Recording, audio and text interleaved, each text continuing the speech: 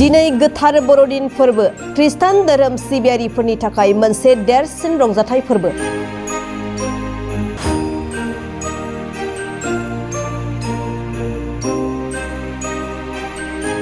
दिनै दुलाराय बुहुमनाङैनो ख्रिस्टान धोरोम सिबियारिफ्रा गोथार बर'दिन फोरबोखौ फालिदों। बेबायदिनो अदालगुरि जिल्लानि सिङाव थानाय सानजाहा जोबथा बिटिसि गफुर करायगुरि गामिनि BELC चार्चआवबो ख्रिस्टान सिबियारिफ्रा गोथार बर'दिन फोरबोखौ मेहेरगोनाङै फालिदों। गोथार गिर्जा न'खौ रंगिना संगिना साजायफबनानै जायगानि गासै हौवा हिन्जाव सिबियारिफ्रा फुंबिलि समनिफ्रायनो आरज मेथाइ रोजाबनायजों इसोर जिसु ख्रिस्टनाव बयनिबो गोजोन खौसेथि आरो मुलुग गोजोननि थाखाय आरज खालामदों। जोंनि बे करायगुरि BLC गिर्जायाव जोंहा गुबुन गुबुन बोसोराव खालामबोनाय बायदि बेबायदिनो जोंहा ट्रेडिशन मोनसे दङ जे सान्तिनि थाखाय बुहुमनि सान्तिनि थाखाय आरज खालामनाय आरो लोगोसे बेजोंनो लोगोसे जोंनि ख्रिस्टान धोरोमारिनि गेजेरावहाय जोंहा बयनिख्रुइ देरसिन रंजानाया बे बर'दिनानो एबा बे गेदेर सानानो। दा बेनिखायनो जों बेखौ उइस खालामगोन जे नोंथांमोननि नायगिरि आरो बुहुमनि गासैबो जाथि जनजाति आरो बुहुमनि गासै मानसि माहारिनि गेजेराव अनलायनाय मिलाप्रिति आरो गासै जनगोष्ठीनि गेजेराव जोङो मिलाप्रिति मानसि हिसाबै जों संसाराव गावबा गावनि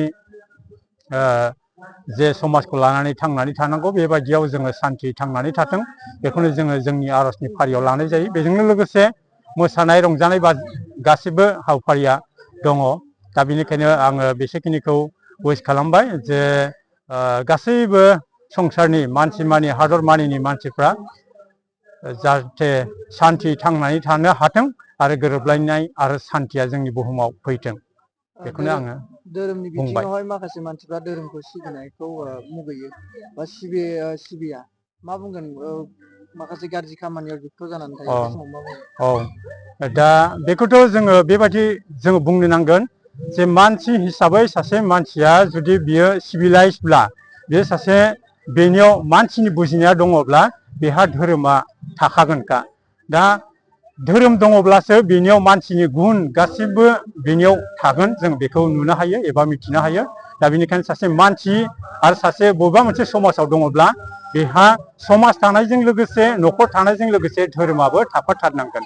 अब्लासो बे मानसिनि सिनायथिया आबुङै बेरखाङो। अब्लासो बेखौ सासे मानसि हिसाबै बेखौ संसारनि मानसिया सिनायनो हागोन आरोखि। आङो बेखौनो बुंनो सानगोन जे जाय मानसिया धोरोमाव थायो बिनियाव नांलायनाय खमलायनाय हिंसा हिंसि मेगन सानाय मुगैनाय बोराबनाय बेबायदिया थाथारनाय नङा।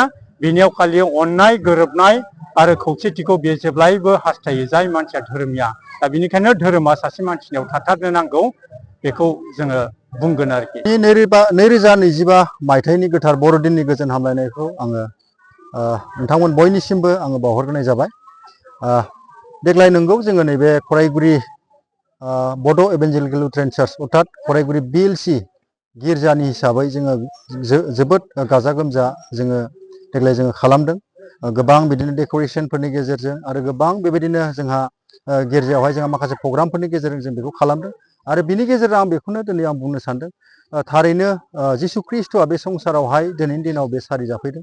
बेजों मानसि माहारिखौ बे पापनिफ्राय उदांस्रि होनो थाखाय उद्रायनो थाखाय बे संसाराव फैबाय। आरो बियो बेल' नङा, बियो दिनै संसाराव मोनसे सान्ति परिबेस मोनसे गोजोननाय बा सान्तिखौ लाबोनो थाखाय बियो फैबाय। बेनिखायनो बेखौ बुंदों जोंहा स्क्रिप्चाराव बे बुङो ओरैबायदि बे जाहैबाय प्रिन्स अफ पिस माने अर्थात जिसु ख्रिस्ट'आ सान्तिनि सासे राजखुंगुर हिसाबै बे संसाराव फैबाय आरो जायानो बेखौ नाजावगोन बे गोजोननाय आरो सान्तिखौ बे मोननो हागोन। आं बिनि गेजेरजों आं बेखौनो बुंनो सानदों जोंनि समाजाव मोनसे सान्ति परिबेसा फैनो नांगौ। मोनसे गोजोननाय थासारि बा मिलायनाय मोनसे थासारिया जोंनियाव फैनो नांगौ।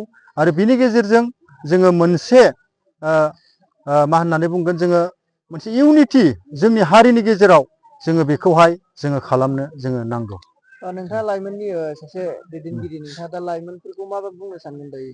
लाइमोनखौ आं बेखौनो आं बुंनो सानदों दिनैनि दिनाव जायफोरा निसा बुस्थुजों बा निसा जिनिसफोरजोंहाय गोदोनानै दङ, एडिक्टेड जानानै दङ, बिथांमोना बेबायदि मोनसे गाज्रि निसा बेखौ गारनानै फैनो नांगौ।